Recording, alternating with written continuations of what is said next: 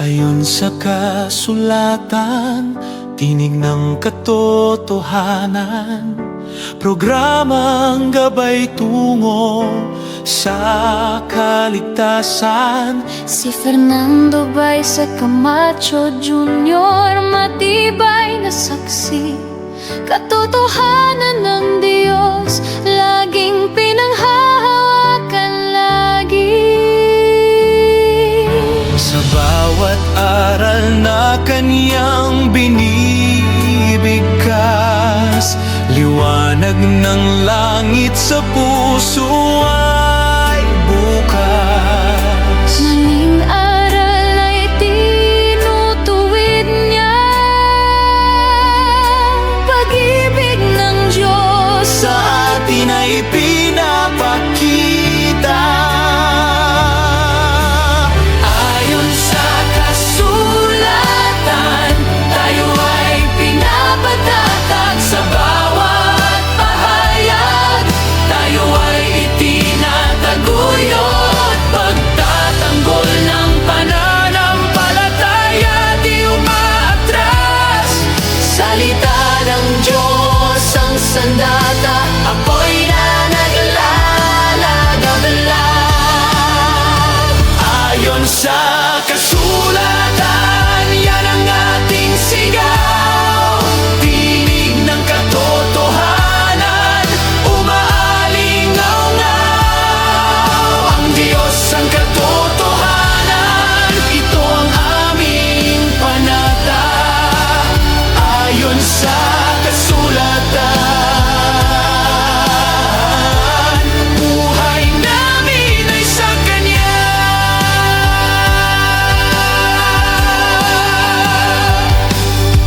Sa hamon ng mundo, tayo ay naninindigan. Tapat na aral laging pinanghahawakan. Si Brother Fernando, tapat na bantayog. Sa bawat salita, lakas ang naihahandog. Sa dilim man o bagyo, may liwanag na totoo. Bukas ang langit, handog na pag-asa. Sa salita niya, tagumpay ay laging kasama. Ayon sa kasulatan, Puso namin ay nag-alala. tinig ng Diyos sa amin bumabalot at yumayakap. Ayon sa kasulatan, yan ang ating sigaw. Tinig ng katotohanan, umaalingaw-ngaw. Ang Diyos ang katotohanan, ito ang aming panata. Ayon sa kasulatan, buhay namin ay sa Kanya.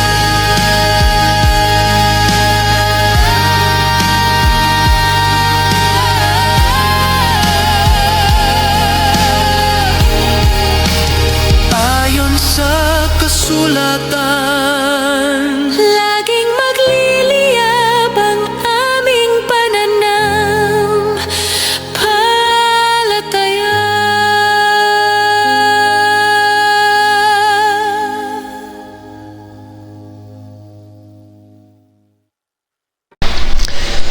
Isa pong mapagpalang araw sa inyong lahat, mga kapatid at mga kaibigan. Bagamat sa mga pagkakataong ito ay patuloy na bumubuhos ang ulan, hangad po ng inyong malit na lingkod kay Kristo, Master God Fernando B. Camacho Jr. sa programang Ayon sa Kasulatan, Tinig ng Katotohanan. Kayo man ay nasa Luzon, nasa Visayas o nasa Mindanao, Hangad po ng palatuntunan ito na kayo ay patuloy na pakaingatan ng ating Panginoong Diyos mula sa inyong pisikal na kalagayan, sa inyong kalusugan, hanggang sa inyong spiritual na pakikipag-ugnayan sa ating Panginoong Diyos. Ganon din ang ating hangarin at dalangin sa ating Panginoong Diyos, sa mga kapatiran natin at mga kaibigan na nasa iba't ibang bansa ng ating pong daigdig. Sa pagkakataon pong ito, mga kapatid at mga kaibigan, tayo po ay muli na namang darako sa pagbibigay ng reaction dito sa naganap na dialogue noong nakaraang mga buwan, doon sa pinapaksa namin noong araw na yung Marcos 16:16. Yung tinutukoy na bautismo ay bautismo sa tubig at hindi po yun bautismo sa Holy Spirit, dahil sa maraming iba't ibang solidong kadahilanan. At sa dialogue na yon ay nanaig po ang katotohanan ng Diyos na ipakita natin na ang tunay na unawa doon sa Marcos 16:16 tungkol sa bautismo, yan ay tumutukoy sa bautismo sa tubig at hindi po sa baptism ng ating Panginoong Jesucristo sa Holy Spirit. Yan. Ngayon ay muli tayong darako naman sa ating aralin. Ilagay natin sa screen. Ayan, i-post natin. Ayan.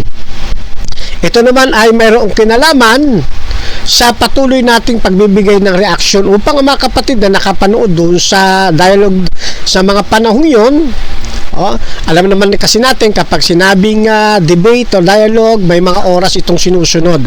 At hindi lahat ng katotohanan ay siyempre maisasalang mo o mailalabas mo sa mga tagpong ito. Kaya naman sa pagkakataon namang ito, medyo palalawakin natin ng bahagya upang ang mga katotohanan ng Diyos ay lubos nating maunawaan hinggil sa paksa ng Marcos 16:16. Yan. At ito yung pinamagatan natin equivocation fallacy. Equivocation fallacy of the Greek word baptizo. Bakit? Sapagkat sa time na ito ay ginagamit ng negative side sa pamamagitan ni Pastor Ruben na yung salitang Grego na baptizo, at gusto niyang ipakita sa atin na yung baptizo na tumutukoy sa Marcos 16:16, yung pinanggalingan, kasi ang salitang ugat doon sa Marcos 16:16 ng bautismo ay baptizo. Gusto niya ipakita na ito ay baptism ng ating Panginoon Jesucristo sa Holy Spirit. Ayan. Kaya fallacy of equivocation. Mamaya malalaman natin kung bakit pumasok siya sa fallacy of equivocation. Yan. Pero syempre bago yan, meron muna po akong tawag dito, announcement, mga kapatid. Okay, ipopost ko muna itong announcement natin. Yan. Kasi po sa darating na teka dalawa kasi ito okay, i-post ko muna to mga kapatid, para makita po ninyo. Yan. Sa darating po na July 15, yan po ay Miyerkules, sa ganap na 6:00 ng hapon, ay titindig na naman tayo sa partido ng mga nangahawak sa katotohanan. Patutunayan natin na hindi nawala ang pagka-Diyos ng ating Panginoong Jesucristo nang siya po ay nagkatawang tao sa sanlibutan ito. Ang tumatayo po sa panig ng pagtutol o negative side ay ang kapatid na Pastor Mark Umbaw, na isang veteranong apologist ng born again oneness. Yan. At syempre, ang affirmative, ang inyo pong maliit na lingkod. Yan. At yan po ay mangyayari ganap na alas 6 po ng hapon. After po niyan, ay ang susunod naman, ganap na alas 8, ito naman po. Yan ay sa pagitan naman namin ni Engineer Erwin de la Cruz. Yan, ano po? Yung patutunayan natin na ang eternal life ay pwedeng maiwala ng tao. Maganda pong topic ito, mga kapatid. Bagamat sinasabi ng iba, lugi tayo sa paksa. Sabi ko nga, maganda ito kasi underdog na ang Seventh-day Adventist ito. Underdog na tayo, mga kapatid. So, madali nang i-negate ng negative side sa pamagitan ng kapatid na Engineer Erwin de la Cruz, na yung eternal life ay hindi maiwawala ng isang tao, di ba? Yan. Ang atin po makausap na si Engineer Erwin de la Cruz sa time po na ito ng alas 8 ng July 15, 2026 ay isa pong member and apologist ng Joy in Christ Church at ng Southern Baptist Convention o yung SBC. Yan. Kaya magandang magiging usapin na ito, mga kapatid, at mga kaibigan. Actually, ang makakausap ko talaga dito ay si Pastor Rayan Puentes. Siya naman talaga ang naka-schedule nito. Kaya lang dahil sa ilagay nga natin sa yan. Yan po dapat si Pastor Rayan Puentes. Yan. Okay? Na kinikilala nang nakausap natin si Pastor Ruben F. Cunyada, na di umano si Pastor Rayan Puentes ay isa pong Bible scholar at the same time siya po ay theologian ng Bible Baptist Church. Actually sa term na yan hindi naman ako masyadong tutol dyan baliwala sa akin yan, mga kapatid Okay, so kaya inilagay ko na rin dyan, kasi may kumikilala sa kanya, si Pastor Ruben. Inilagay ko na rin, Pastor Rayan na Bible scholar and theologian ng Bible Baptist Church. Ngayon, bahala na si Pastor Rayan kung paano niya tatanggapin ba niya ito, o itutuwid niya ito, o tatanggihan niya ito, o i-ignore na lang niya ito. Ano po? Kasi si Pastor Rayan naman, kaibigan ko naman po yan. Ngayon, nagkaroon ng mga pasaringan doon sa Facebook. Kaya po ay napangyari, sabi ng Pastor Rayan, ay si Engineer Erwin de la Cruz ngayon ang titindig sa kaparehong paksa ng kay Pastor Rayan Puentes. Kaya abangan nyo po ito, mga kapatid at mga kaibigan. Meron po tayong dalawang magkasunod na pang magkaibigan at pang pananampalatayang dialogue. Una, sa July 15, una sa alas 6 ng hapon sa pagitan ng ayon sa kasulatan at ng Pastor Mark Umbaw. Sa ganap namang alas 8 pagkatapos ng aming dialogue. Yan ay sa pagitan naman uli ng ayon sa kasulatan at ng kapatid na Erwin de la Cruz na member ng Joy in Christ and Southern Baptist Convention and also apologist. Okay? So, yan po ang announcement natin. Okay? So, ngayon ay pasok tayo, mga kapatid, dito sa ating tawag dito, magiging paksa ngayon. Equivocation fallacy of the Greek word baptizo. Okay, pero bago yan, mga kapatid, tayo muna pasamantala dumako sa isang maikling panalangin. At tingin natin ang patnubay, gabay ng ating Panginoon. Let us pray. Isa pong mapagpalang araw ang amin pong kasalukuyang tinatamasa amang banal sa ilalim po ng inyong biyaya. Kahit na sa panahon ito ng tag-ulan, ang inyong pagpapala sa aming buhay ay hindi po nagkukulang. Sa pagkakataon namang ito, amin pong ipinakikisuyo, ipinakikiusap Ama, na patuloy niyo pong patnugutan, patnubayan, i-drive ang magiging pag-aaral namin ngayon upang ang inyong pong katotohanan ay patuloy na malasap ng inyong pong bayan at ng iba pang mga tao na patuloy na naghahanap ng katotohanan. Hanga din po namin sa pagtatalakay nito ang patnubay ng Banal na Espiritu. Makakasama rin po namin ang presensya ng Banal na Espiritu mula sa programang ito hanggang sa mapapaabutan ng pabalitang ito. At gayon din, patuloy naming danasin amang banal ang inyo pong pag-ibig at maraming makaluluwa ang madalanawa sa inyo pong banal na paanan.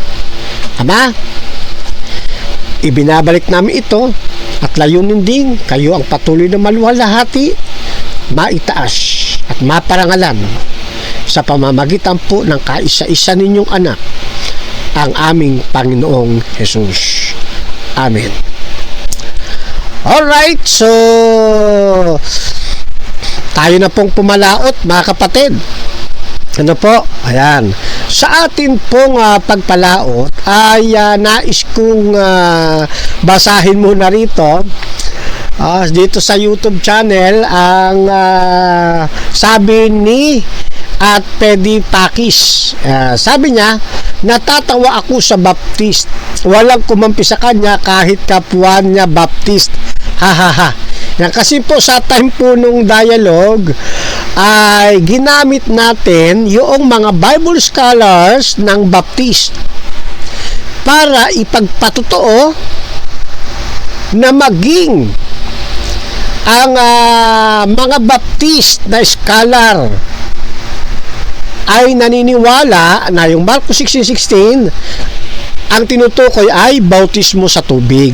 Yan. At the same time, ginamit din natin ang mga Baptist theologians na ipinakita rin natin na maging ang mga Baptist theologians ay katulad ng paniniwala rin ng mga Baptist Bible scholar na ang bautismo sa Marcos 16:16 ay tumutukoy sa bautismo sa tubig. Yan. At sa pagkakataon nga ito, upang maging patas, ay hinanapan naman natin naman siya, si Pastor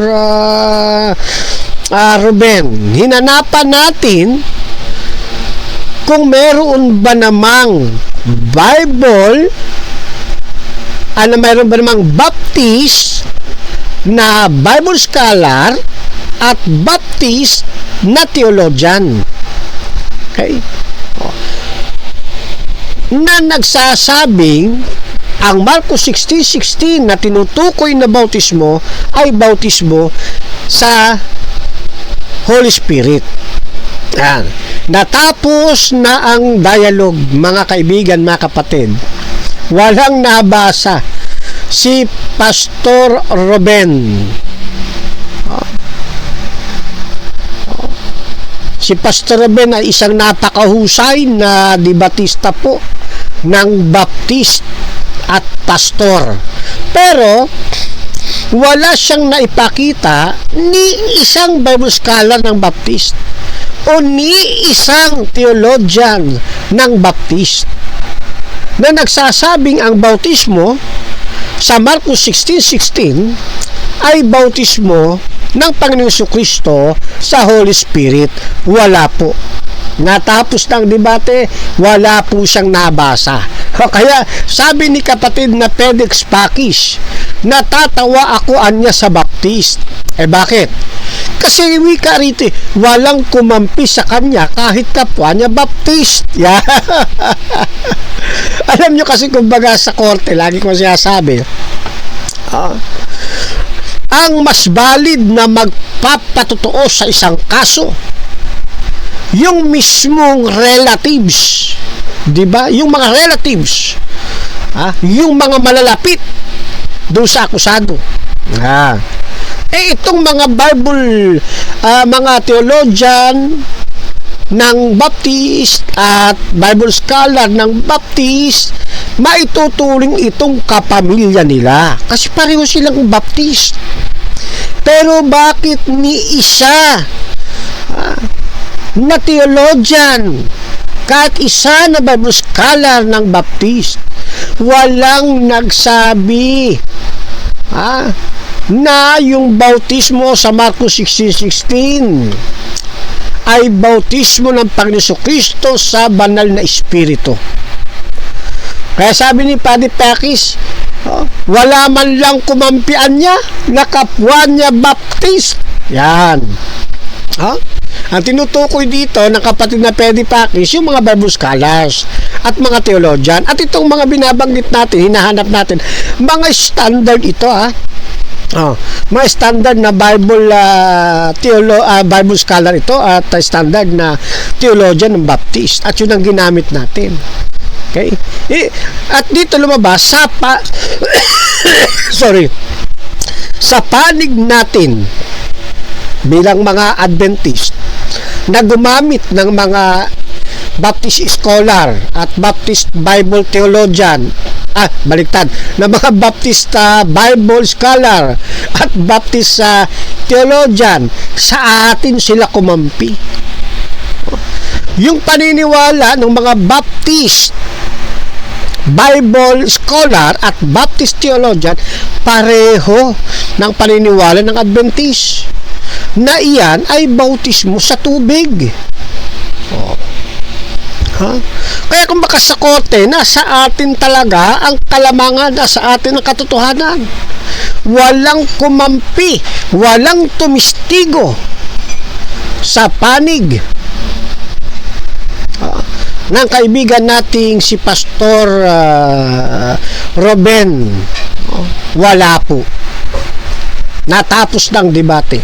Hindi nagiba, hindi natutulan ang atin pong ipinagpatotoo.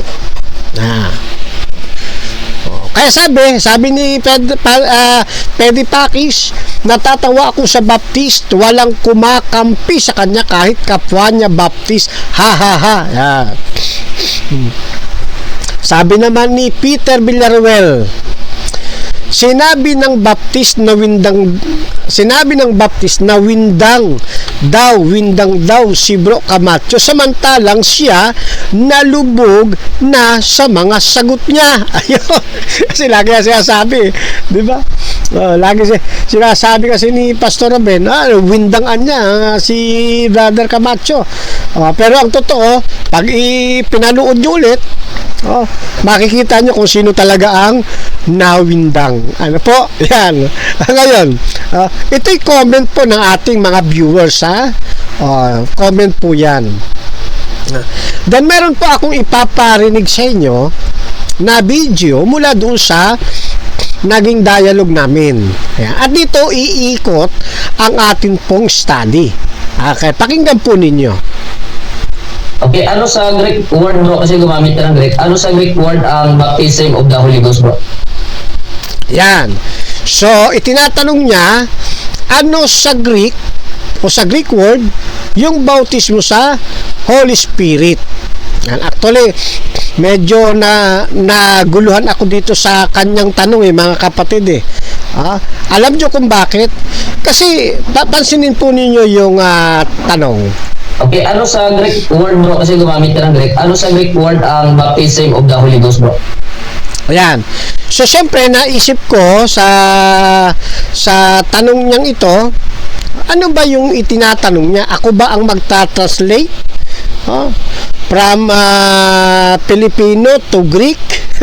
O sisitasin ko sa Biblia? Kasi yun ang pumasok sa isip ko, no? Kaya medyo tumawag tayo sa referee ng pansin para bigyang klaro. Pero ganun pa man, mga kapatid, mga kaibigan, gusto kong may paunawa din kasi, okay, kung ako ang magsasaling doon sa itinatanong niya na bautismo sa Holy Spirit. Pakinggan ulit natin para eksakto yung ating maano. Okay, ano sa Greek word bro? Kasi gumamit ka ng Greek. Ano sa Greek word ang baptism of the Holy Ghost bro? Yan. So tinatanong niya, ano sa Greek yung baptism of the Holy Ghost? Kasi nga, kung ako ang magta-translate, no, from English to Greek, yung baptism of the Holy Ghost, pwede ko itong maisalin na let's say baptizo in pneumati ageo. Kung ako ang magbabautismo, kung ako ang magsasalin, yan. Ang magiging translation ko dyan sa baptism of the Holy Spirit, baptizo in pneumati ageo. Ganun po yun. Okay? Pwede lang reconstruction, baptistes setay, something like that, ano? O kaya pwede rin pwede rin kasing baptisma in pneumati ageo. Pneumati ageo kasi Holy Spirit o banal na espiritu. Kaya pneuma, spirit. Ageo, holy. Kaya pwede kong isali niya na baptisma in pneumati. O kaya ay baptizo in pneumati ageo. Yan. So, kung ako ang magta-translate, okay? Pero kung kukunin naman natin yung Greek word na to mula doon sa Bible, okay? Tulad halimbawa ng nasa Marcos chapter 1 verse 8, di ba? Na nakalagay naman doon, otos di baptisei homas in pneumati ageo. Yan. Ibig sabihin, autos dei, siya ang then baptisei homas in pneumati ageo.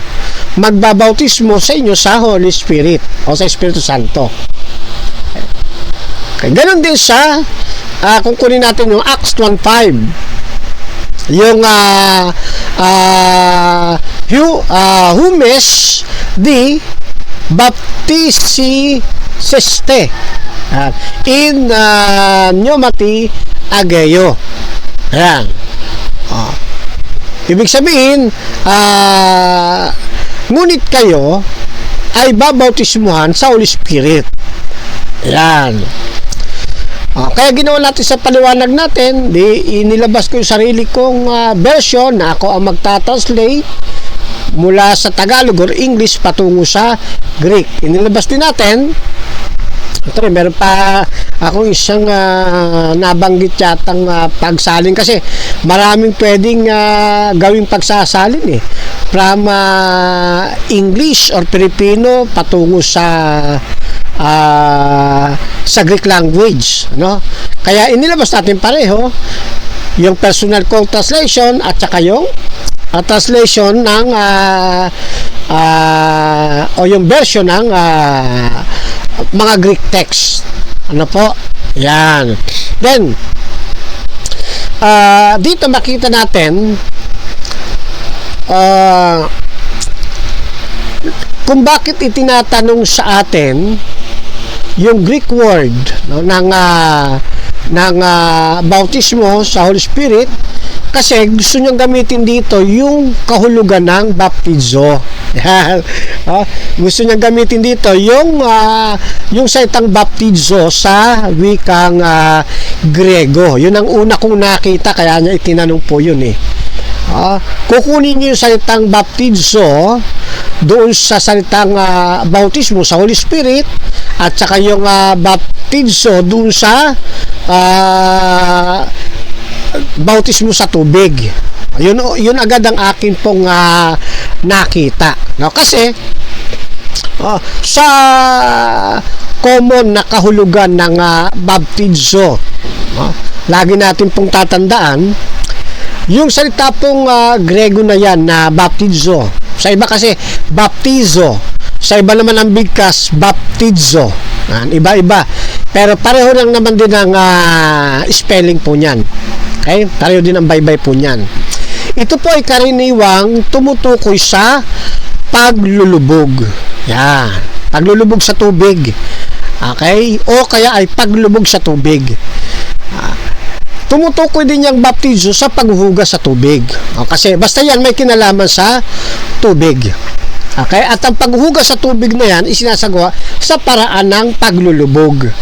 Yan ang common meaning o karaniwang kahulugan ng baptizo. Ngayon, kapag walang karagdagang paliwanag doon sa salitang baptizo, ibig sabihin wala siyang espesipikong pariralang pang-ukoy, pangtukoy, no? O pang-ukol, no? Yung nga sinasabi ko, kapag ang bautismo walang kasunod na parirala, ang ibig kong sabihin doon sa parirala, siyempre by common sense, pariralang pang-ukol. Okay? Kapag yung salitang baptizo ay walang espesipikong pariralang pang-ukol, ang magiging normal at magiging natural na pagkaunawa dito base sa biblical theological aspect ay bautismo sa tubig ang tinutukoy. Yan po yan mga kapatid. Ito po yung binibigyang diin o punto ng Marcos 16:16. Kaya napakahalagang maobserbahan, mabigyan ng pansin kung ang naisa ng sabihin ni Marcos doon sa 16:16 na yung bautismo ay tumutukoy sa bautismo sa banal na espiritu, maaari niyang gamitin sana yung mga salitang en pneumati hageo o di kaya yung pneumati hageo. Pero hindi natin nabasa, hindi idinagdag o hindi ginamit bilang pariralang pang-ukol yung mga terminong Grego sa Marcos 16:16 bilang dagdag sa baptizo, yung en pneumati hageo at saka o di kaya yung pneumati hageo. Kaya kung ang tutukuyin talaga, kung ang tinutukoy talaga ni Marcos doon sa 16:16, ibig sabihin tinutukoy ni Marcos doon sa aklat ni Marcos. Yan. Kung ang tinutukoy sana doon sa aklat ng Marcos, ayan, para bigyan natin ang linaw, para hindi kayo magkaroon ng sarili ninyong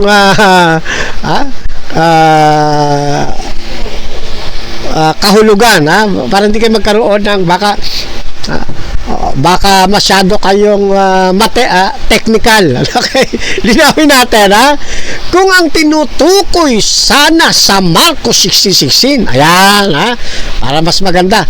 Kung ang tinutukoy sana na bautismo sa Marcos 16:16 ay bautismo ng Panginoon Kristo sa Holy Ghost, dapat yung baptizo na salitang Grego ay mayroong kasunod na pariralang pang-ukol na pneumati hageo sa Grego. O di naman kaya, kahit na wala na yung N, yun na lang, pneumati hageo. Pwede na sana nating tanggapin na yung tinutukoy na bautismo sa Marcos 16:16 ay bautismo sa banal na espiritu. Pero hindi ganito ang pagkakabaybay doon sa Marcos 16:16. Kundi, ang ginamit lang niyang termino, ang ginamit lang niyang termino diyan sa mga Tagalog natin, di ba? Bautismo lang, wala nang kasunod na mga parirala o pariralang pang-ukol. Kaya dito nagkamali ng unawa si Pastor Ben. Kaya lagi niyong tatandaan, mga kapatid, sa pag-aaral po ng banal na kasulatan, hindi ko may nabasa kayong bautismo ay pasusunurin nyo na agad sa inyong doktrina. Kayo na ang magbibigay agad ng kahulugan doon sa inyong binasa. Mali po yun. Pag ganyan po ang ginawa nyo, ang tawag dyan exegesis. Isang maling pagtratrato sa Biblia. Huwag ninyong pasusunurin, mga kapatid, ang Biblia sa gusto ninyong mangyari. Huwag ninyong idadrive ang Biblia sa gusto ninyong paliwanag para umangkop sa inyong doktrina. Marami kayong maililigaw pagkaganyan, mga kapatid ko. Tratuhin natin ng tama ang pag-aaral ng Biblia. Huwag niyong pasusunurin. Ang dapat na pagtatrato sa Biblia, tayo na mga mambabasa, tayo ang susunod sa kahulugang sinasabi ng Biblia.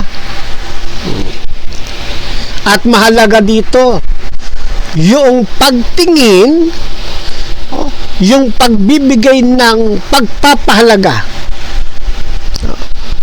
sa mismong inilalabas na kahulugan ng talata. Ang tawag dyan exegesis. Yan. Hayaan nating mailabas ng talata yung kanyang kahulugan at doon tayo sumunod.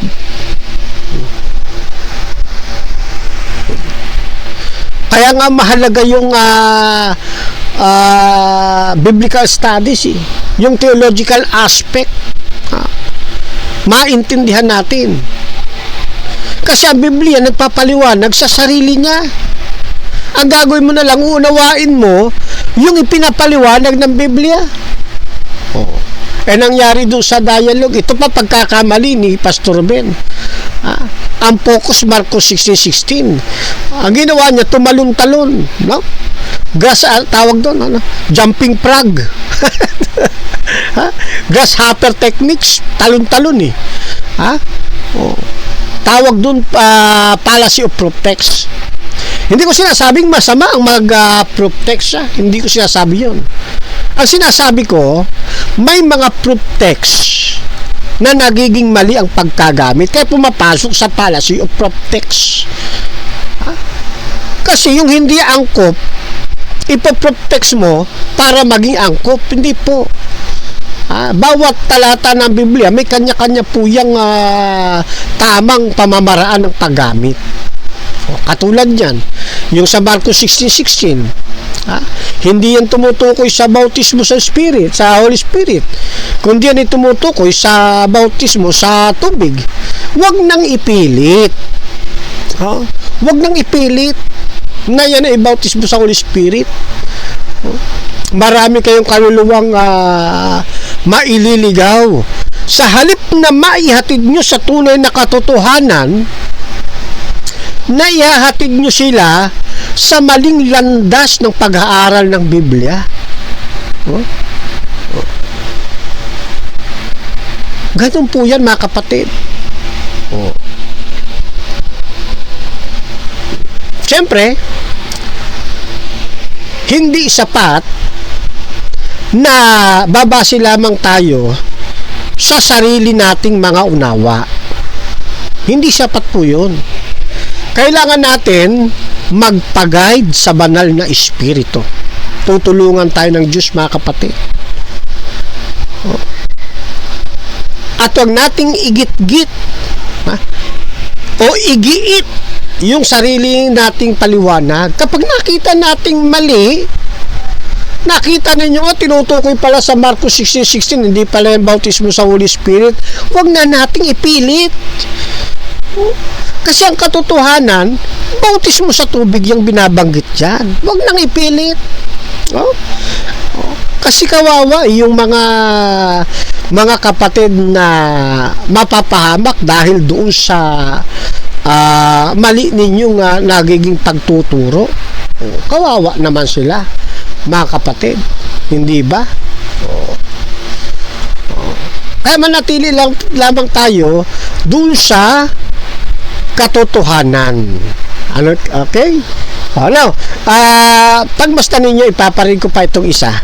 Okay, so ibig sabihin pala bro, yung word na baptism doon, parehas na pala sa word na baptism sa tubig, yung word na baptism. Tama, mali?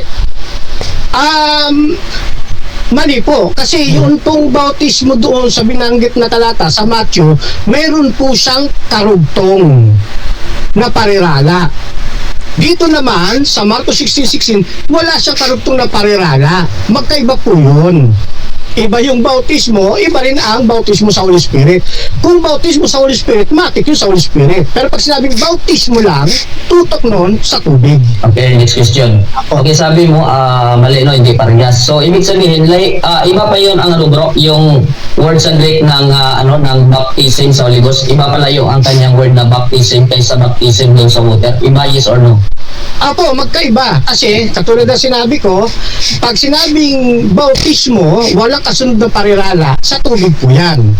Pero kapag yung bautismo, sinundan mo ng Holy Spirit, bautismo sa Holy Spirit yun. Kaya malaki po pagkakaiba nun. Inaklaro sa atin ng Biblia, kapag sa Holy Spirit, talagang kompleto, bautismo sa Holy Spirit. Babautismo kayo ng banal na Spirit, something like that. Okay, so ibig sabihin pala bro, yung word na baptism sa baptism ng Holy Ghost, hindi pala yung baptizo. Yes or no? Hindi siya simpleng baptizo kasi pag sinabing baptizo at wala siyang pariralang kasunod, tumutukoy po yun sa bautismo sa tubig. Pero kung yung baptizo ay may karugtong na parirala, halimbawa, baptism in pneumatic, bautismo agad yun sa Holy Spirit. Kaya magkaiba po yan. Huwag po ninyo pagsasamahin yung dalawa para isa lang Okay, next question bro. Yan. So, dito hindi niya gusto niyang baliin yung biblical understanding natin doon sa pagkakaiba ng bautismo sa tubig at bautismo sa Holy Spirit. Kaya katulad sabi ko sa inyo, itinatanong niya yung Greek word ng baptism of the Holy Spirit kasi gusto niya pasukin yung term mismo ng baptizo, yung single word ng baptizo. Okay? Pero naipaliwanag ko na sa inyo at maging doon sa ating sagot based on biblical understanding, ay ganun talaga ang lalabas. Hindi sila magiging magkapareho. Bagamat mayroon silang isang term na magkaparehong ginamit. Pero sa kabuuan, magkaibang magiging meaning niyan. Tawag diyan theological aspect or theological perspective. Gamit ang biblical understanding. Pumapasok kasi tayo sa exegesis hindi kasi natin layunin na doktorin ang Biblia. Ang gusto natin mailabas kung ano ba yung katotohanan ng Diyos na dapat na makita ng mga tao. Kaya dito medyo nasusupal-pal ang kapatid na kapatid na negative kasi hindi niya talaga makuha-kuha, hindi niya talaga tayo madala, hindi niya tayo makuha, hindi niya tayo mapuntusan sa pagkakataong ito. Kaya natapos na lang yung oras ng pagtatanong, hindi talaga siya nakapuntos mga kapatid. Kasi nga tulad ng sinabi ko napakasimple lang naman kapag yung salitang baptizo o yung salitang baptisay o anumang anyo ng na nanggaling sa salitang ugat na baptizo na walang kasunod na pariralang pang-ukol, ito ay tumutukoy lamang sa bautismo sa tubig. Pero kung yung bautismo, yung baptizo o kaya baptisay o anumang anyo niyan ay may sinusundang pariralang pang-ukol, tulad halimbawa ng baptisay homas en pneumati ageo, isang ano na yan, isang parirala na yan, kasama na dyan yung pariralang pang-ukol. So tumutuko yan of course sa bautismo sa banal na espiritu. Kaya nga ginamit doon sa Marcos 1:18, otos di baptisay homas en pneumati ageo. Ibig sabihin siya ang magbabautismo sa inyo sa Espiritu Santo. So complete na yung parirala niya. Yan, yung baptisay niya merong pariralang pang-ukol.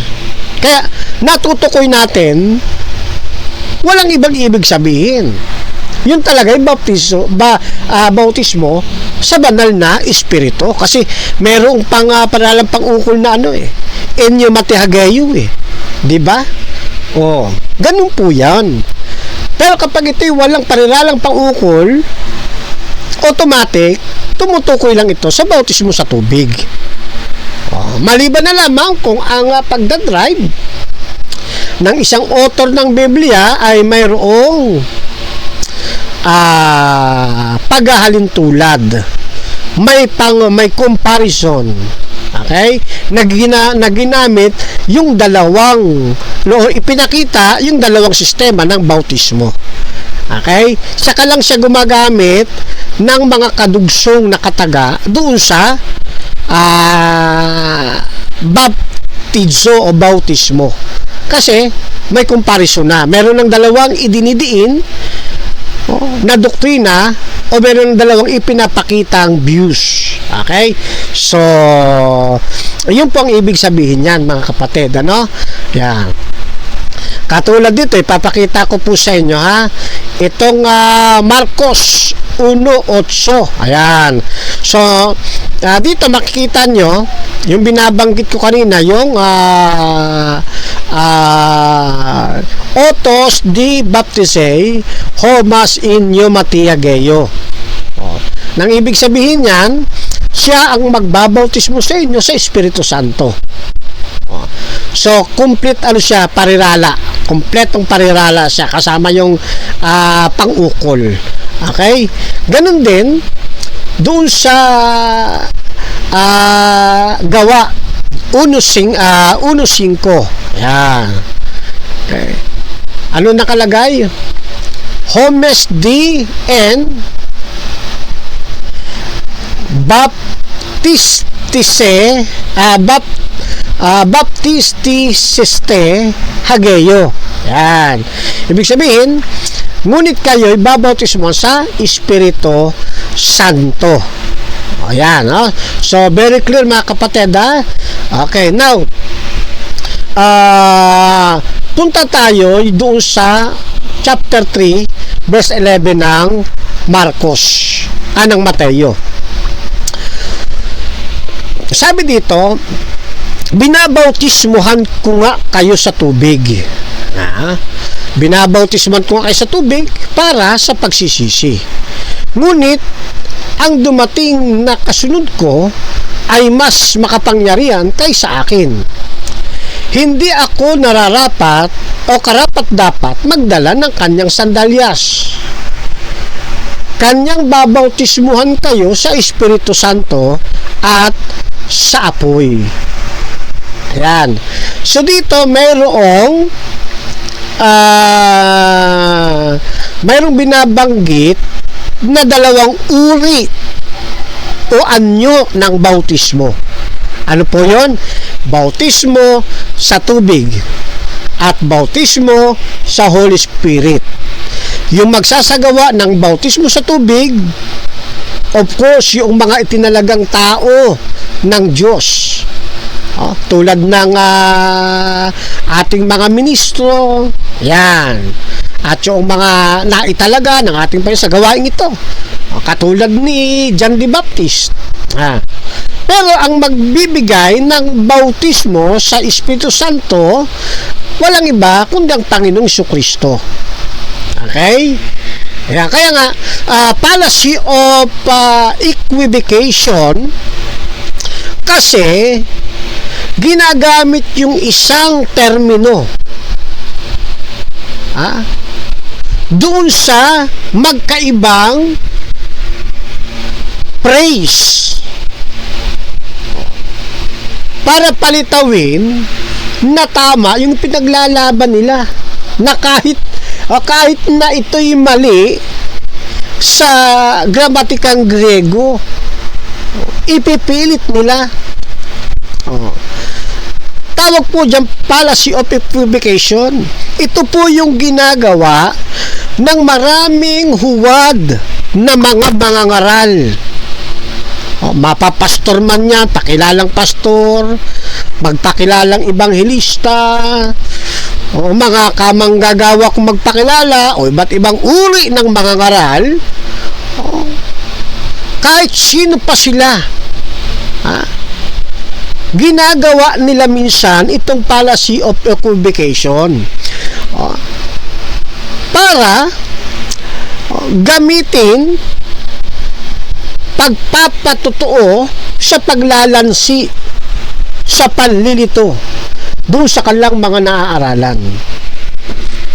Ginagamit nila itong policy of equivocation. Tulad na sinabi ko, gumagamit sila ng iisang kapirasong salita. Halimbawa, bautismo. Bautismo, yung kapirasong salita o kapirasong termino na mayroong magkaibang kahulugan. Ito, halimbawa, bautismo sa tubig. Yung isa naman, bautismo sa Espiritu Santo. Kukunin lang nila sa salitang bautismo. Ayan. Para sabihin, itong bautismo sa Espiritu Santo, pareho lang yung salitang bautismo nito sa bautismo sa tubig. Kaya yung Marcos 16:16 na bautismo, kahit na wala yung kasunod na pariralang pang-ukol, automatic, bautismo sa Espiritu Santo yan. Kasi pareho lang yung salitang bautismo. Yan. Nagigets ba yung ibig sabihin? Kasi pareho may pinagamitan bautismo sa tubig, bautismo sa Espiritu Santo. Ibig sabihin, nilalaro nila. Equivocation, binibigyan nila nalalaro nila yung kahulugan ng bawat terminong ginagamit nila. Kaya dito, nagkakaroon na rito ng pamimilipit. Pamimilipit at pamimilit para maipalabas nila yung kanilang ipinagpapatotoo kahit mali sa tunay na kahulugan ng Biblia. para lang magmukhang tama yung mali nilang doktrina. Kaya ginagawa nila kahit gumamit sila ng mga fallacy. Wala na silang pakialam doon. Basta maitawid lang nila. Mapilipit nila ang salita ng Diyos. At maipilit nila yung sarili nilang gusto kahit out of topic, kahit out of Greek grammar, kahit out of topic o out of context. Pipilitin nila. Ganyan po yan, mga kapatid. Tandaan nyo, hindi ho mo magkapareho ng kapirasong salita magkapareho na kahulugan. Kaya doon sa tanong natin, pinapasok natin siya doon sa tamang pagkaunawa.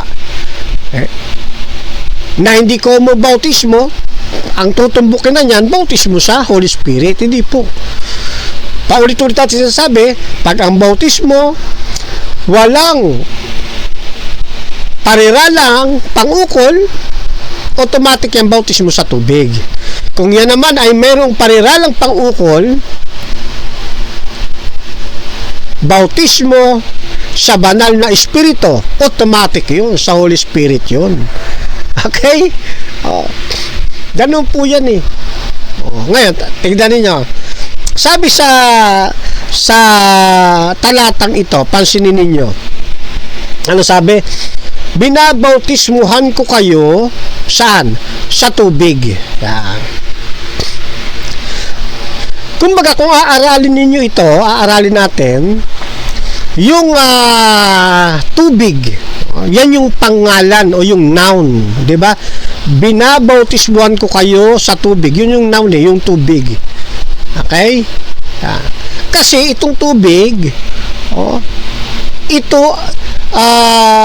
ano ito alam naman natin noun, di ba? Kasi dahil ito yung pangalan ng bagay. Yan, noun po yan. Ngayon ito namang pariralang pangukol, no? Tawag ng iba dyan PP o yung prepositional phrase.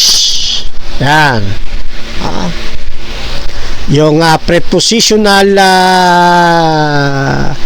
phrase. Kaya yung salitang sa, yan po pangukol. Diba?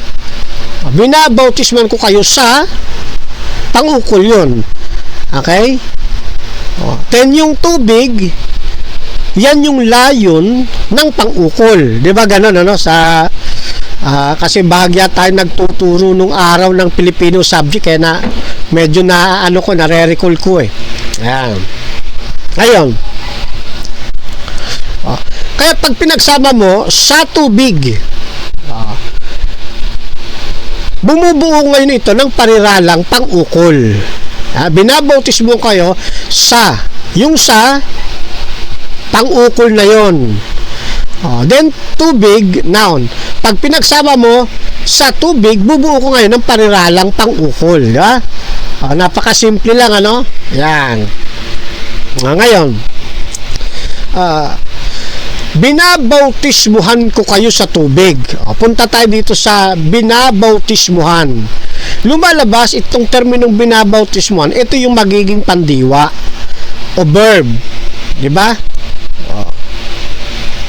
Binabautismuhan ko. Alam natin, pag sinabing ko, panghalipanao na yan. Yan na yung gumaganap sa simuno. Binabautismuhan ko kayo. Panghalipanao din yan, di ba? Yan yung layon. Binabautismuhan ko kayo sa tubig. Sa tubig, pariralang pangukol, yung binanggit natin kanina. Kasi yung sa, pangukol, din tubig, pangalan o noun. Kaya dito, matutukoy mo bakit binuo yung bautismo, babautismo ko kayo sa tubig. Tapos babautismo ko kayo sa Espiritu Santo. Kasi mayroong dalawang sistema na ipinaliliwanag. Hindi po pwede na doon sa unang talunturan, ang mababasa mo lang, binabautismuhan. Tapos doon sa bandang baba, babautismo kayo sa Espiritu Santo. Hindi po pwede kasi meron ng dalawang pinag-aano rito, ipinakikita. Okay? Iba ito doon sa single term ng baptizo na tumutukoy sa bautismo sa tubig kasi walang binabanggit na dalawang sistema ng bautismo. Pero pag mayroong dalawang uri na binabanggit na bautismo, talagang ipinapakita niya kung anong uri yung bautismo na yon. Ito, yung unang bahagi, bautismo sa tubig. Okay? Yan. Ngayon, punta tayo dito sa baba. Babautismuhan kayo sa Espiritu Santo at sa apoy. Yan. So dito, siyempre, yung mga pangalan dito, yung noun, yung Espiritu Santo. Actually, sa atin kasi, sa ating mga Pilipino, sa ating Tagalog, yung Espiritu Santo, yan ay nasa capital E at saka capital S, no? Espiritu Santo. Actually, ano sa atin yan proper noun dyan sa atin pero, dahil ang pinag-uusapan natin ay Hebraism by the Greek context, okay? Hindi ito proper noun. Ito ay lumalabas lamang sa kanila na noun. Yan. Yung Espiritu Santo o yung pneumati hageyo, ano lang po ito? Noun sa kanila. Okay? Yan. Pero ganun pa man, ay mauunawaan pa rin natin. Okay? Yung sa, tulad ng binanggit natin kanina, pang-ukol. Yung Espiritu Santo, yan yung layon ng pang-ukol. Yan yung noun. Sa ulit, sa apoy. Yung sa, same din, di ba? Yan yung pang-ukol. Sa, then apoy, yan yung layon ng pang-ukol. Yung pangalan. Kaya tama lang na sabihin dito, binabautismuhan kayo sa Espiritu Santo at sa apoy. Hindi ito sumisira sa doktrina na kapag walang kasunod na tao dito, walang kasunod na pariralang pang-ukol, yung salitang baptizo, automatic sasabihin nila, bautismo rin niya sa Holy Spirit. Hindi po. Nananatili pa rin ang katotohanan sa mga Grego na yung baptizo na walang pariralang pang-ukol, automatic, bautismo sa tubig po yan. Pero kung ipapakita yung dalawang sistema, pareho niyang babanggitin ngayon. Yeah. Okay? Pareho niyang babanggitin para magkaroon ng prepositional phrase, matumbok kung ano yung dalawang magkaibang ipinakikilalang bautismo. Okay? Ganun po ang magiging sistema po niyan. Okay? Kaya pag tinignan nyo nga sa tekstong Grego, yan, baptizo and hodati. Hodati kasi tubig. At ito namang nasa ilalim, baptize in pneumati hageyo. Bakit? Kasi pareho siyang ipinakikita at merong dalawang sistema ng bautismo na ipinakikilala sa Matthew 3:11. Okay po? Ayan.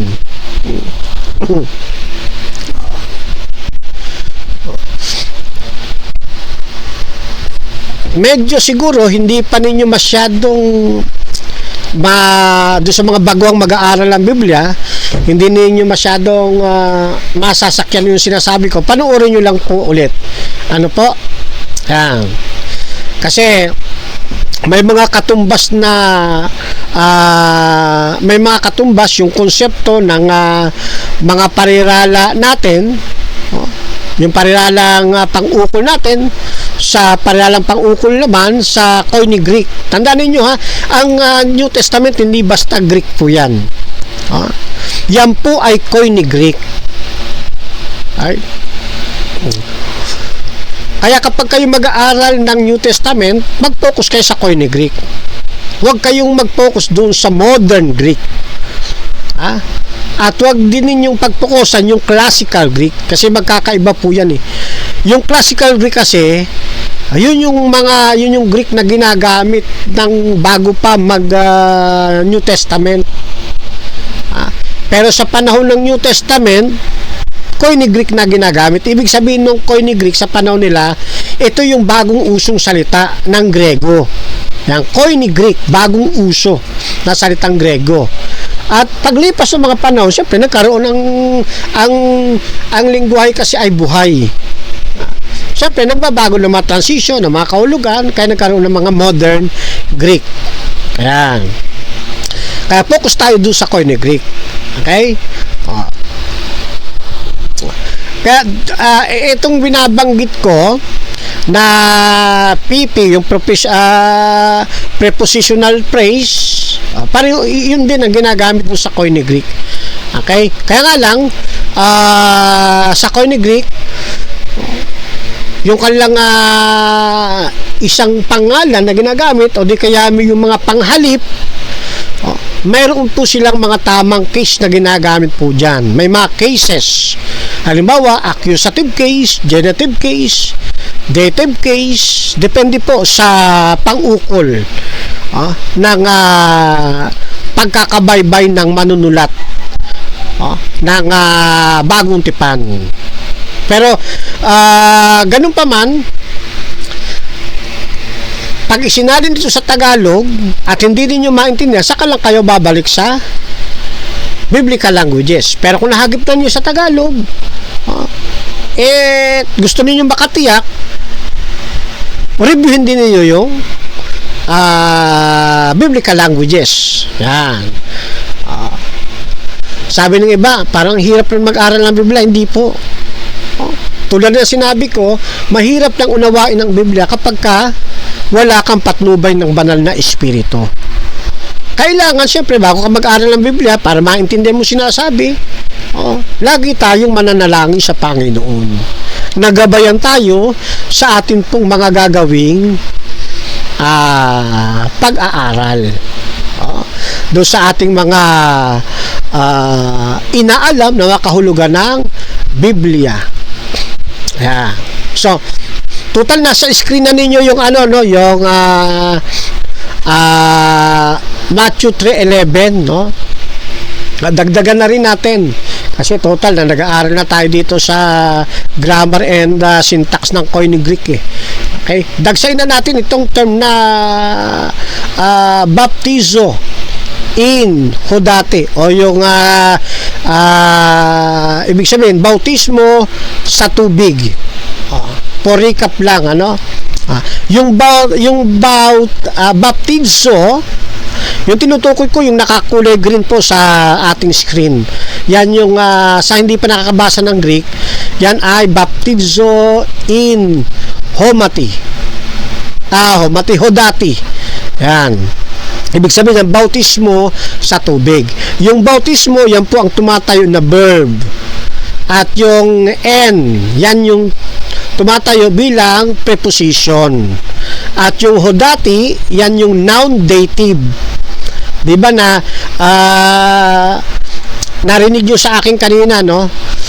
Minsan may mga accusative sila, accusative case, genitive case, dative case, no? Depende doon sa pang-ukol. Okay? Dito lumalabas na yung hodati ay tumatayo ngayon siya bilang noun dative case. Noun po yan, dative case. Okay?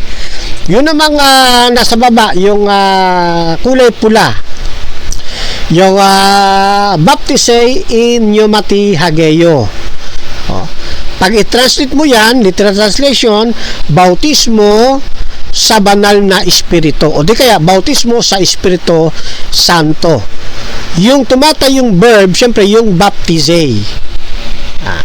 At yung N, nananatili siya, preposition. Pneumati, yan po yung noun. Dative po yan. Dative singular po yan.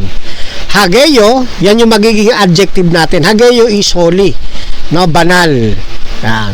Pneumati, yan yung Espiritu Santo. Yan yung spirit. Okay? Tumitindig bilang noun, dative. Hageyo, adjective. Yan. So maliwanag po yan, ha? Kaya kapag yung iba tinitignan nila yung pinagsasama na nila agad, hindi na nila pinaghiwalay, ano? Kasi ngayon ginawa natin, binaybay natin eh. Baptize, verb plus N, yung preposition, plus pneumati, di ba? Plus hageyo, yung adjective. Yung iba pinagsasama na yung yung pneumati, hageyo. Hindi na nila pinaghihiwalay. Pag pinagsama kasi yung pneumati, hageyo, syempre noun phrase po yan. Tinatawag ng iba na prepositional object o prepositional phrase. Kasi meron siyang preposition, may noun, may adjective. Yan. All in all, iisa pa rin ang kahulugan yan. Bautismo sa Espiritu Santo. At yung namang bautismo sa tubig, yung baptizo in o dati,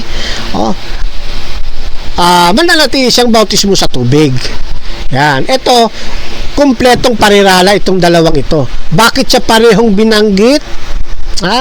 Sa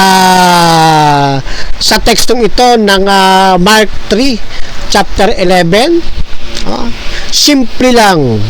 Kasi nga mayroong parehong ipinakikita na magkaibang sistema ng bautismo. Yan, doon sa Matthew chapter 3 verse 11. Iba ito sa Marcos 16:16. Okay? Iba ito. Kaya wag po ninyong pagsasalit-salitan ang kahulugan, ano? Yan, bagamat may kapirasong salita na magkapareho katulad ng baptizo, yung baptize galing din sa salitang baptizo eh. Wag ninyong gagawing interchangeable. Mamamali kayo katulad ng ginawa ni pastor ginawa niyang interchangeable. Kaya pag nabasa niya yung salitang bautismo, tapos wala namang pariralang pang-ukol na kasunod. Kasi nga interchangeable sa kanya, siya na bahala magpapalit ng kahulugan. Kaya lumalabas yung Marcos 16:16 sa kanya, bautismo rin yun sa Holy Spirit, kahit walang pariralang pang-ukol. Kasi nga interchangeable niya eh. Mali yun. Mali yun. Binabaluktot mo ang kahulugan ng Biblia kapag ganun ang ginawa po ninyo. Okay? Yan ang magiging ano po niyan. Kasi mahalaga po eh. Yung pang-ukol, napakahalaga po niya sa Greek syntax. Ano ba tungkulin ng ng pang-ukol sa kahit naman sa Tagalog, di ba? Mahalaga yan eh. Paano matutukoy ang isang bagay kung wala kang pang-ukol, di matutukoy eksakto. Sa Tagalog yun, pero sa mga Greeks iba ang concept nila. Pag wala yang pariralang pang-ukol, automatic bautismo sa tubig yan. Iba ang kanilang system. Sa Greek syntax, yung N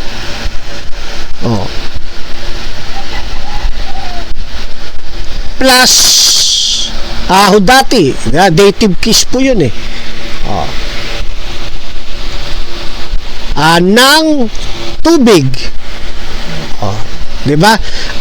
N hodati, N ng kasyan, di ba? Doon sa ating napag-aralan, preposition po yan eh, pang-ukol yan yung N eh, dative case. ng. Yan. O kaya sa. Kaya bautismo sa tubig, sa and preposition. Okay? Oh. Ito nagtuturo sa atin yung itong dative case ay lokasyon, ano pa ba, instrumento o instrument kasi paraan di ba? Yan. O kaya yung sinasaklaw.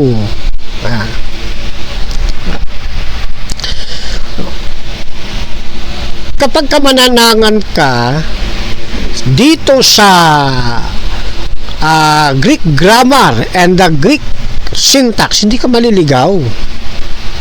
Huwag mo lang patigasin ang puso mo kasi pag pinatigas puso mo, masasaktan ka lang Ipipilit mo yung gusto mo, hindi naman yun ang gusto ng Panginoon.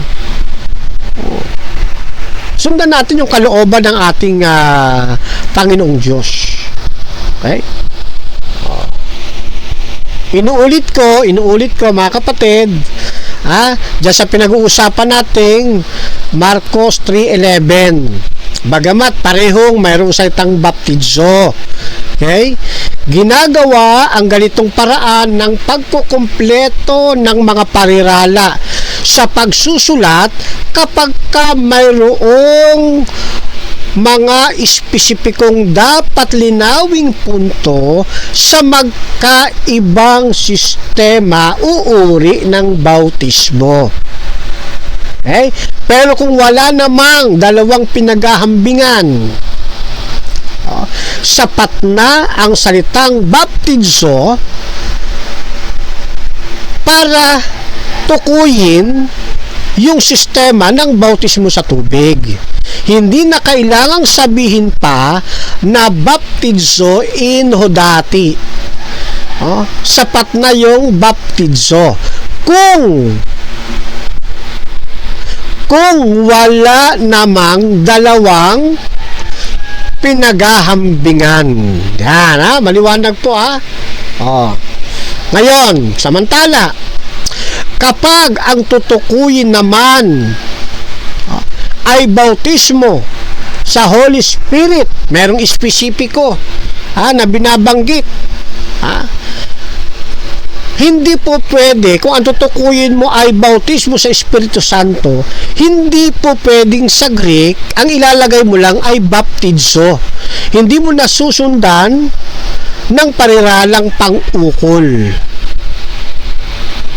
Kasi pag hindi mo sinundan ng pariralang pang-ukol, kahit nang nasa isip mo ay bautismo sa Holy Spirit, kapag kang makabasa niyan ay mga Greeks, mga Hudyo, iisipin niya na ang bautismo na binabanggit mo, yung baptizo na isinulat mo na walang kasunod na pariralang pang-ukol, yan ay bautismo sa tubig. Para hindi sila magkamali ng unawa doon sa isinusulat mong uri ng bautismo, lagyan mo ng pariralang pang-ukol. Kumpletuhin mo yung parirala. Ang isulat mo, baptizei en pneumati hageio. Walang magiging questions. Isa lang ang tinutukoy nun. Bautismo sa Espiritu Santo. Okay? Pero kapag isinulat mo lamang baptizo, wala nang iba. Yung iyong mambabasa, isa lang din ang isipin nun. Ang tinutukoy na bautismo sa sinulat mo na baptizo, bautismo sa tubig. Yan. Yan po ang dahilan kung bakit doon. Yan po ang dahilan kung bakit sa Marcos 16:16 ang mababasa lang natin, ang sumasampalataya at mabautismuhan ay maliligtas. Ngunit ang hindi sumasampalataya ay parurusahan. Okay? Nakita nyo sa itang bautismo, wala nang kasunod na pariralang pang-ukol kasi isa lang ang ini-inject dyan. Bautismo po yan sa tubig. Okay, Ganon din no, sa tekstong Grego. Ano nakalagay? Baptistes. Galing din sa salitang baptizo. Walang kasunod. Kasi, automatic, yan ay bautismo sa tubig. Okay? Ito nga, pinakita nga natin ng mga nakaraan nating dialogue Yung baptistes sa Greek, yan ay verb, participle, aorist, passive, nominative, masculine, galing sa salitang masculine singular, galing sa salitang baptizo. Ibig sabihin, immerse. Yan, immerse. Okay? Pinagtibay din sa atin ng Strong Lexicon. Yung Marcos 16:16 is baptized, yung baptistes, isang verb, aorist, participle, passive, nominative, masculine, singular, na sa strong Greek number ay 907, deep, submerge. Yan. Sabi nga dito, but especially of ceremonial dipping. Yan. Baptize. So, paglulubog siya. Bakit ganun ang naging conclusion ng Bible Hub? Kasi nga, yung baptistes dito, nagaling sa salitang baptizo, wala siyang kasunod na mga salita. Okay? O parirala. Pinagtibay pa rin sa atin ni Joseph Thayers. Dito sa Thayers Greek English Lexicon. Pinakita ko sa inyo yung Thayers natin noong nakaraan. Yan, ito. Ito po yan, yung ating pinaghanguan. Ano po? Yan. So, pinakita sa atin ng Thayers, yung to be baptized, ginamit sa Mark 16:16. Yan ay tumutukoy sa bautismo sa tubig. Okay? Ipinaliwanag din sa atin, sabi dyan, ni Thayers, ito ay immersion in water, perform as a sign of the removal of sin. Okay? Yeah. Kaya hindi ho tayo dito mamamali sa tagpupong ito. Ganon din yung sa Acts 1:5, yung laging ginagamit sa atin. Takbo ng takbo dito sa Acts 1:5 kasi ito lang yung pwede niyang masandalang talata na para bang may pagtatanggol siya ng kahulugan ito, pero hindi po. Dalawa binabanggit nga dito, bautismo sa tubig at saka bautismo sa Espiritu Santo. At ang gusto niya kunin dito, yung bautismo sa Espiritu Santo. Yan. Kaya dito paulit-ulit natin sinasabi, dinidiin talaga natin, mahalaga yung pagsubaybay sa mga parirala. Mahalaga ding tingnan yung mga prepositional phrase o yung pangaparilalang pang-ukol. Mahalaga yun At least sinatalakay natin ngayon kung ano yung tawag dito. Yung kahalagahan kapag mag-aaral ka ng biblical Koine Greek language. Okay? Dito sa Tagalog, di ba, ng Acts 1:5 naman tayo, kanina Matthew 3:11, dito naman Acts 1:5. Sapagkat si Juan, nailagay ba natin sa screen yan? Sapagkat si Juan ay nagbautismo sa tubig. Pag-aralan natin yung nagbautismo sa tubig, sorry natin to, kahit na ano na natin to. Nagbautismo, yan yung pandiwa, di ba? Sa tubig, yan yung pariralang pang-ukol. Kasi yung yun yung pang-ukol, yung tubig, yun yung pangalan. Kaya pariralang pang-ukol, yung term na sa tubig. Okay? Yun namang babautismuhan sa Espiritu Santo, yan ang sa talata, yung babautismuhan, of course, yan yung pandiwa. Sa Espiritu Santo, pariralang pang-ukol. Kasi meron siyang na pang-ukol. At yung Espiritu Santo, pangalang pantangi, kumbaga sa atin yan, di ba? Oh. Kaya madali mo siyang tawag dito, makita. Kahit sa tekstong doon sa Acts 1:5, aralin natin itong itong tawag dito.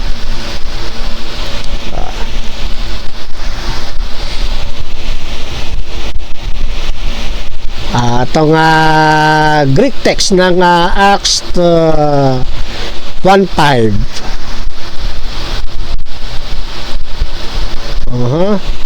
Teka, lagay ko muna sa screen,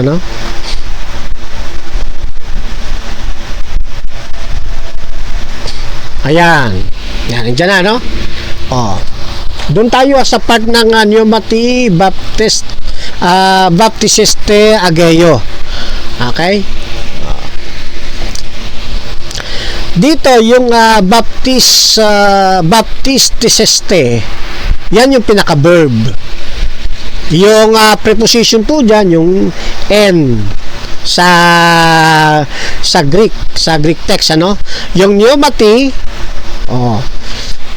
sa Greek kasi common noun lang po yan, yung pneumati, hindi yung proper noun.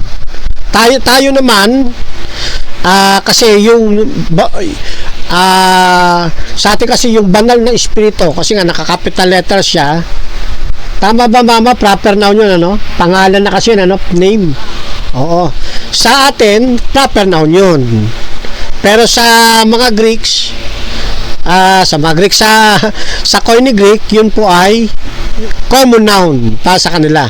Kaya lang, itong pneumati, common noun siya, pero dative singular neuter siya. Yung hageo, adjective, ito naman, dative singular neuter. Pero isang ibig sabihin po niyan. Ganun pa rin bautismo sa Holy Spirit. Ano po? Wala namang riyan wala namang pagtatalo riyan Okay? Kahit naman yung ito rin, yung nasa ibabaw ng Acts 1:5, yung ibaptisen, hodati. Same lang po. Okay? Same lang po yan. Ngayon tinatanong nila, may mga nagtatanong lang sa atin, okay, doon sa comment section. Hindi ko lang maipopost sa inyo yung tanong sa personal message sa PM, kasi personal message po yun Sa personal message kasi, kapag walang pahintulot yung nag-chat sa'yo, wag mong ipost sa social media. Baka makasuwang ka. Kasi pero kung yan ay nasa wall ng Facebook, okay mo i-post yun. Kaya lang hindi tayo nakahingi ng pahintulot Ang tanong bakit wala ikang N, yung salitang N, doon sa ibaptisen hodati ng Acts 1:5. Sasagutin ko na lang din kasi nandito naman na ito. Okay? Yan. Yung kasing ibaptisen, kalimitan kasi natin nakikita laging may N, di ba? Mayroong mga kasamang N. Okay? Pero dito, bakit daw walang kasamang N, walang preposition, wala siyang pang-ukol? Okay? Kasi nakalagay nga lang, ano nga yung nakalagay lang? Ibaptisen hodati. Walang naunang N. Okay? Ito kasing ibaptisen, ito na yung tumatayong pandiwa. Sa Koine Greek, yan po yung tawag dyan ay verb indicative aorist, active third person singular, galing sa salitang baptizo na kanina pa natin binabanggit. Yung hodati naman, yan yung tumitindig bilang pangalan o noun. Okay? sa Greek analysis, ito ay noun, dative, neutral, singular, common. Galing sa sitang hodor. Ibig sabihin, tubig. Yan, tubig. Ngayon, bakit nga naman walang naunang N? Okay. Mahalaga rin naman itong punto, kaya siguro na itanong sa atin. Sa Koine Greek kasi, may mga pandiwa na maaari silang gumamit ng dative of means o di kaya instrument kahit na walang preposition. Kaya itong nandito na pinag-aaralan natin, yung ibaptisen hodati, ito ay masasabing hindi siya isang prepositional phrase kasi wala siyang preposition. Kaya wala siyang naunang N, hindi po siya pwedeng sabihin prepositional phrase. Kasi nga, paano mo sasabihin prepositional phrase kung wala namang preposition na N? Sa halip, ang hodati ay lilitaw na ito ay nasa dative case. Nasa dative case, kagaya ng inyong nakikita po ninyo sa dito sa screen. Yan. Yung hodati ngayon, yung sa itang Greek word na hodati, tumatayo ngayon siya nasa dative case. At siya ngayon yung gumaganap bilang dative of means, o yung ano nga sabi natin dyan, instrumental dative, o tawag ng iba pa dyan ng iba pang mga scholar, dative of ano yan, instrument, dative of instrument. Ang ibig sabihin, nagbautismo siya sa pamamagitan ng tubig. Yan. O nagbautismo siya gamit ang tubig. So yun nga na magiging literal translation niya. Okay? Yan.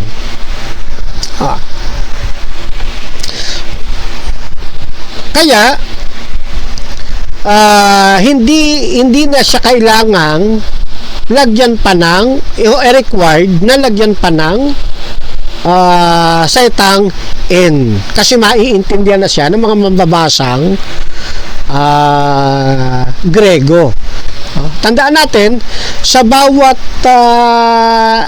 language may kanya-kanya silang mga uniqueness. Okay? May kanya-kanyang uniqueness na yun lang ang dapat nating unawain, dapat nating intindihin. Huwag nating pasusunurin yung kanilang rules of grammar o kaya rules of syntax sa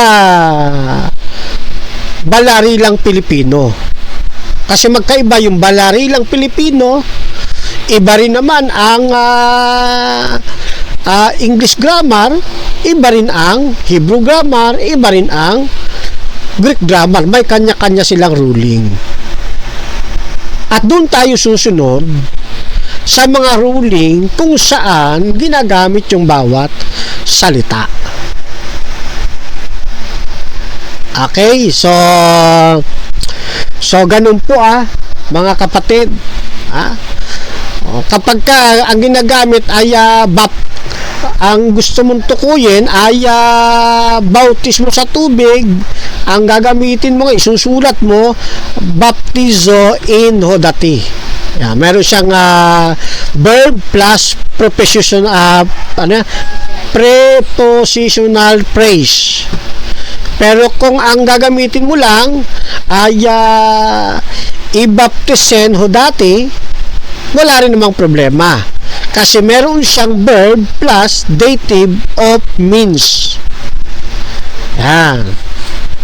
Bagamat magkaiba ang kanilang structure. Tama ba? Magkaiba yung kanilang structure, pero pwede pa rin maging magkapareho ang kanilang kahulugan.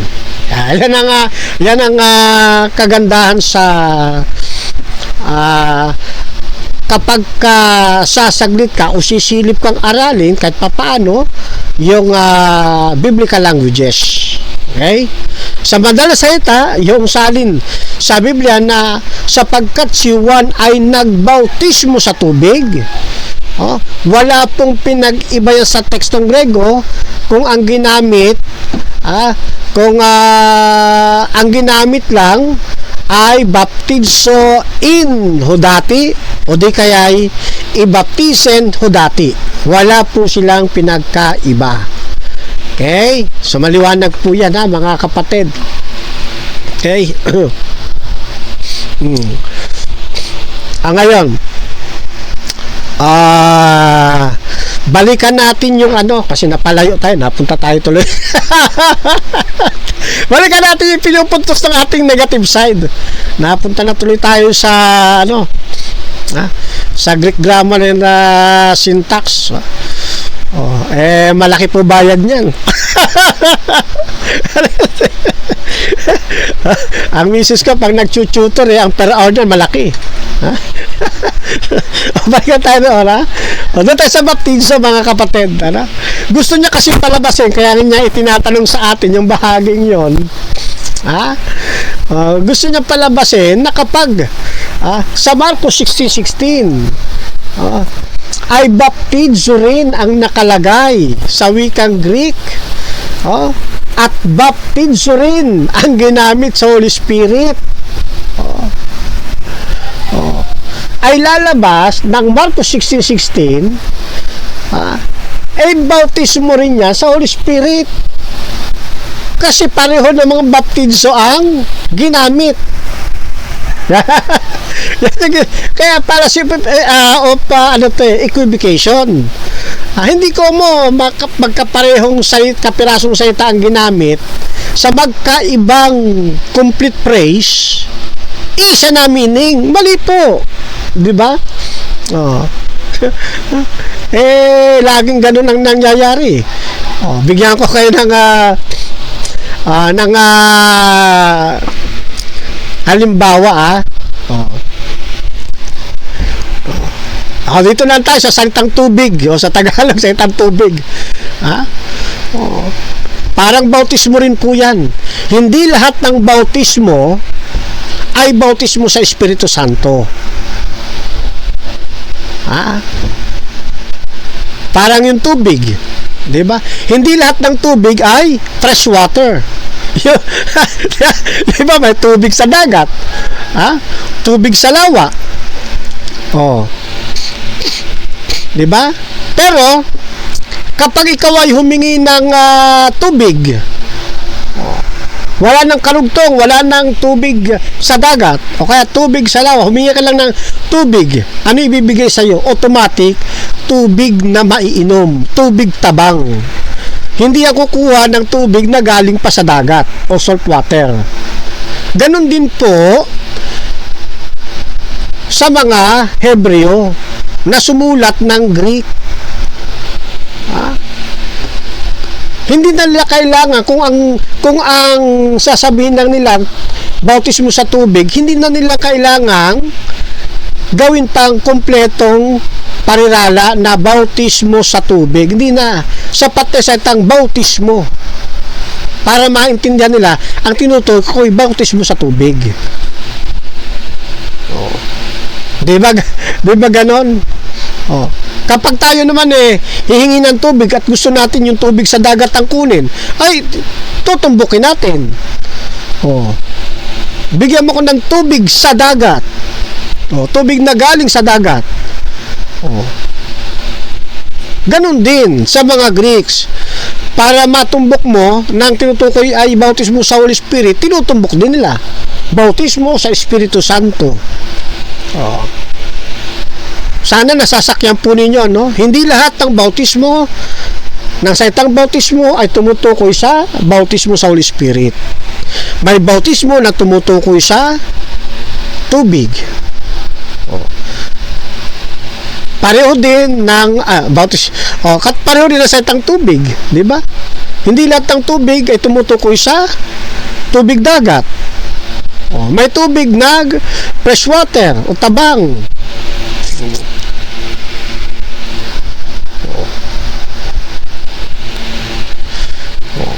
Nasa sakyan nyo mga kapatid. Ganito rin halos ang ginagamit sa bautismo. Bagamat may kapareho silang term na bautismo, hindi mo naman pwedeng sabihin lahat ng bautismo na mababasa mo ay bautismo na agad sa Holy Spirit. Lalo na't mayroong ruling ang Greek. Sa atin nga rin, di ba? Kahit wala kang mabasang sa atin kasi wala namang ruling tayo sa Tagalog eh. Na kailangan pag hiningi mo tubig, lalagyan mo pa yan ng wala naman tayong ganung libro eh. Pero sa mga Greeks meron. Pero kahit na tayo walang libro, pagka humingi ka ng tubig, anak, bigyan mo nga ako ng tubig.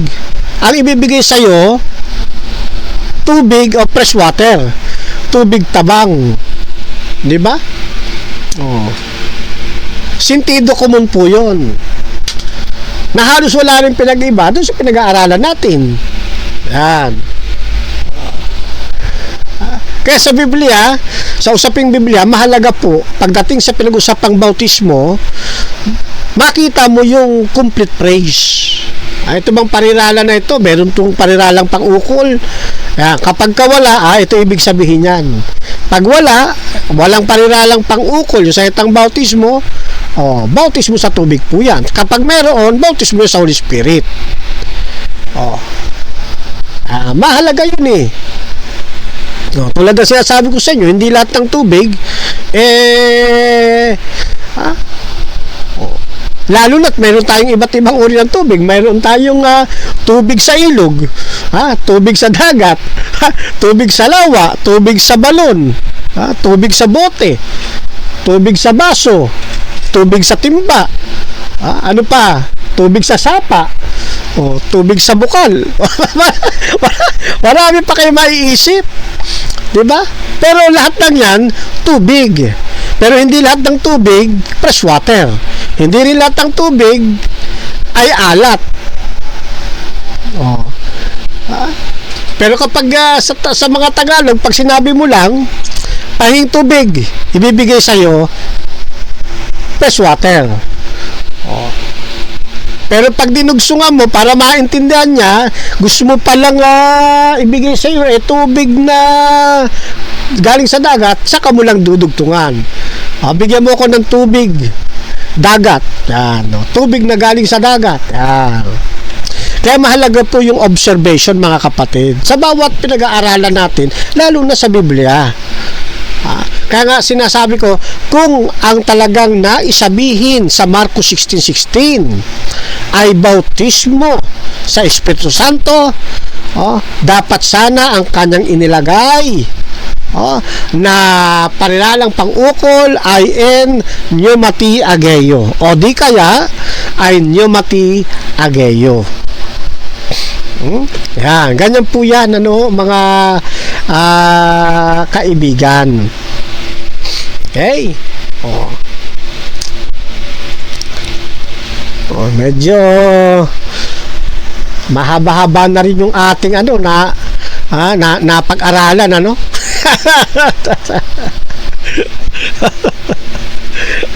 Okay.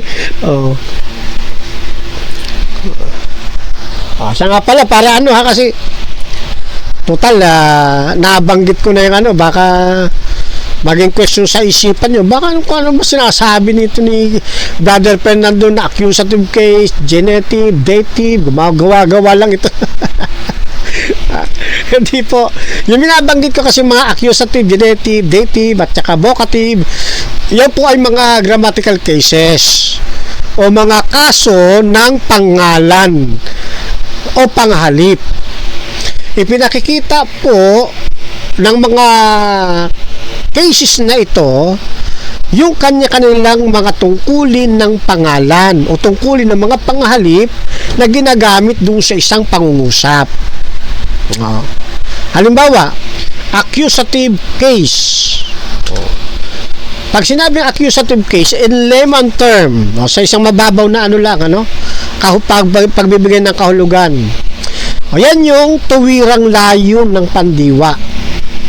O. Ano ba yung mga tanong na sinasagot dito sa tuwirang layon ng pandiwa? Ano ba? Yung ano, sino, o ano ang tumatanggap ng kilos, o sino yung tumatanggap ng kilos. Tawag yan accusative case. Yan. O, bigay ako ng halimbawa. O. Nakita ko si Sister Ye. Yan. O. Nakita ko si Sister Ye. Yung si Sister Ye, yun yung accusative case. Siya yung tuwirang layo ng pandiwa. Okay? So yun yung pinaka mababaw ko siguro may bibigay na kahulugan. Genitive case, ano naman to? Genitive case, ito yung pagmamay-ari o di kaya ugnayan. Yan, ang pagmamay-ari o ugnayan. Okay? Mga tanong na sinasagot niyan, kanino, nino, yan, something like that. Halimbawa, bigay tayo ng halimbawa. Ito halimbawa. Ito ang baso ni Sister Ye. Yan.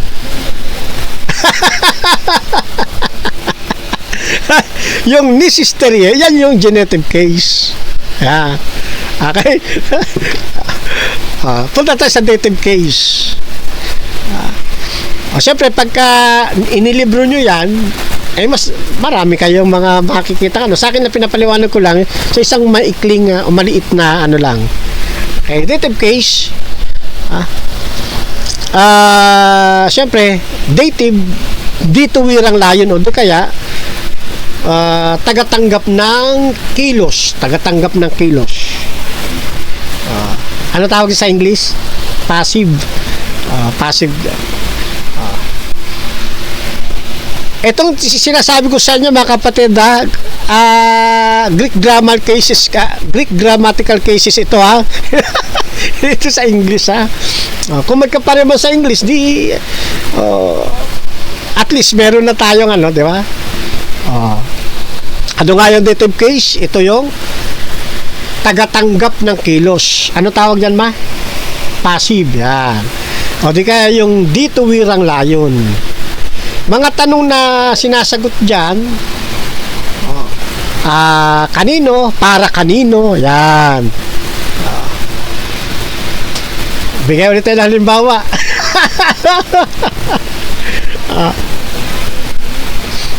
Halimbawa, nagbigay ako ng regalo kay Sister Ye. Yan, yung kay Sister Ye, yan yung dative case. Sa Greek grammar mga kapatid, ang aking binabaybay dito baka mapunta kayo sa sa Balarilang Pilipino ganun ko siya simpleng maipapaliwanag. Yung vocative case naman, panawag po yan. Yan yung direktang kinakausap. Tanong naman sinasagot dyan, halimbawa, sino ang tinatawag? Yeah. Halimbawa,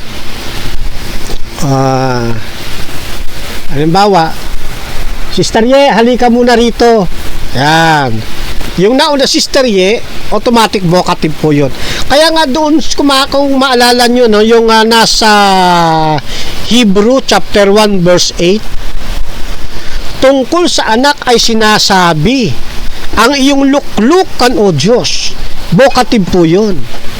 Nang tinatawag na o Diyos, sa talatang yon, kung pag-aaralan ang Greek cases, walang iba kundi si Jesus Christ. At ang tumatawag ang Ama.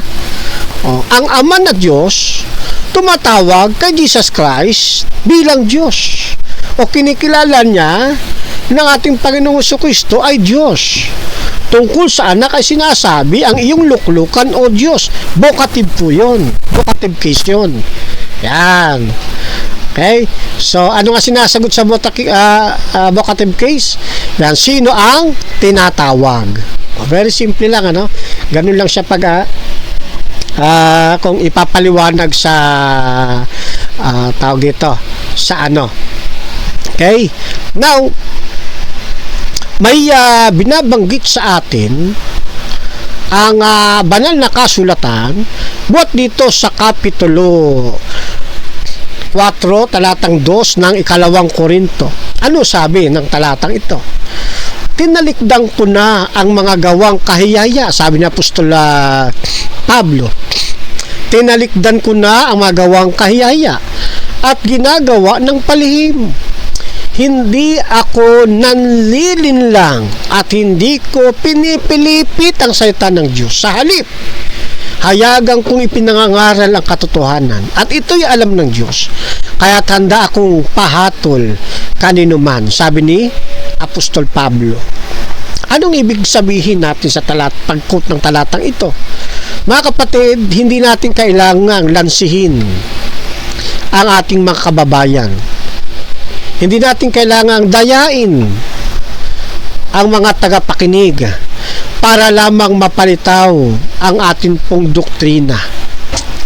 Huwag po nating pasusunurin ang Biblia sa gusto nating mangyari.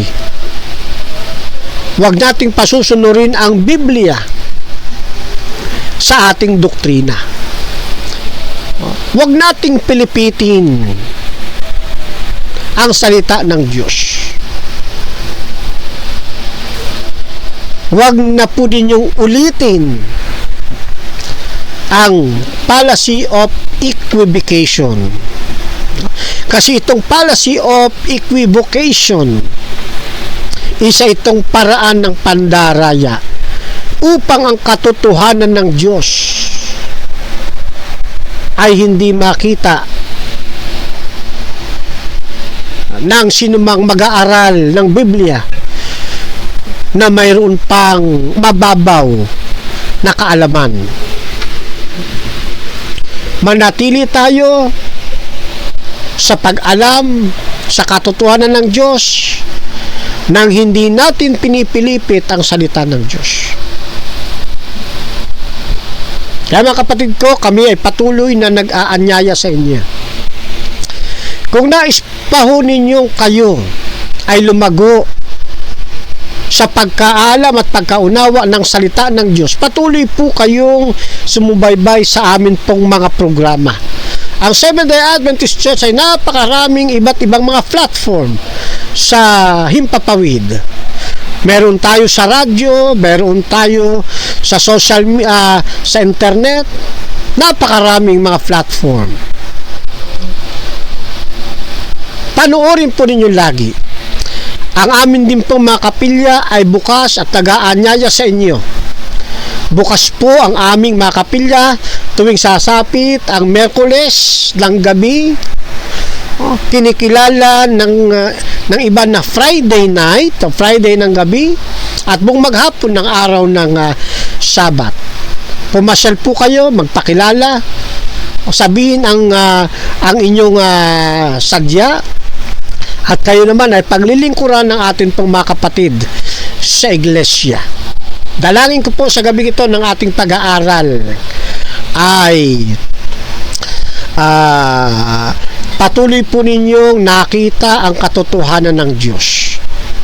Kung medyo kayo nalalabuan, panuorin po ninyo ulit ang atin pong serye. Tayo po ay nasa part 2. Sa susunod naman ay tatalakayin natin ang part 3. Babaybayin natin yung Mark 16:16, imperative kontra declarative. Maganda rin pong paksain po yan mga kapatid. Okay? So, sumandali, tayo muna ay magtatapos at tapusin natin ang bahaging ito sa isang maikling panalangin. Let us pray. Salamat po ng marami, Amang Banal, sapagkat maulan man ang panahon, ipinagkaloob niyo pa rin na kami ay patuloy na makapaghayag ng katotohanan na nagmumula sa inyo at makapagbigay linaw sa mga kapatid at mga kaibigan.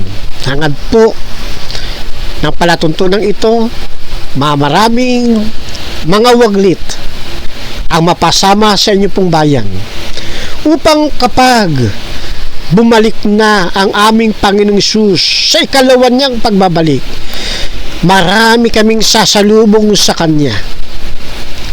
At kami ay dadali ng aming Panginoong Hesus sa inyo pong piling amang banal. Dalangin po namin, kayo po nawang patuloy na luwalhati at napapurihan ngayong gabi. Ibinabalik namin ang lahat ng ito. Napapasalamat sa pamamagitan po ng napakatamis na pangalan ng inyong kaisa-isang anak, ang aming Panginoong Hesus. Amen. Okay mga kapatid, hanggang sa muli.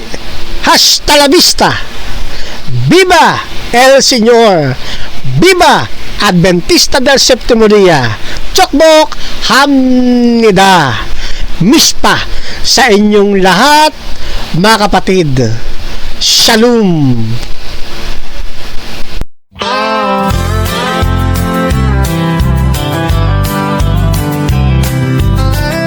Fernando Baeza Camacho Jr., a name we hold dear, serving God faithfully year after year, a beacon of hope shining ever so bright, guiding us forward with all of His might. We stand by His side, a united stand, fighting for truth across the land. With God as our strength, our spirits will soar. Truth and justice prevail forevermore.